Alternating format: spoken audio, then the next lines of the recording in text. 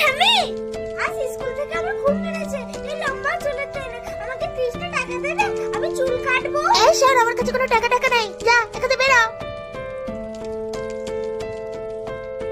Aunty, এই ব্রেসলেটটা নিয়ে আমাকে তুমি 30টা টাকা দেবে। আসলে এই পৃথিবীতে আমার মা নেই, আর বাবা বাইরে কাজে গেছে, আর ঠাম্মির কাছে চুল কাটার জন্য টাকা চাইলে আমাকে খুব বকে, 1 টাকাও দেয় না। আর ঠিক এই কারণে রোজ আমার স্কুলে মার খেতে হয়।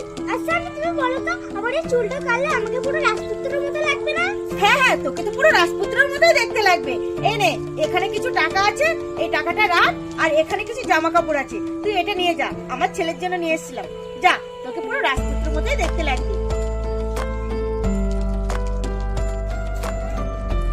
এই, তোর তো লুকটাই চেঞ্জ হয়ে গেছে রে।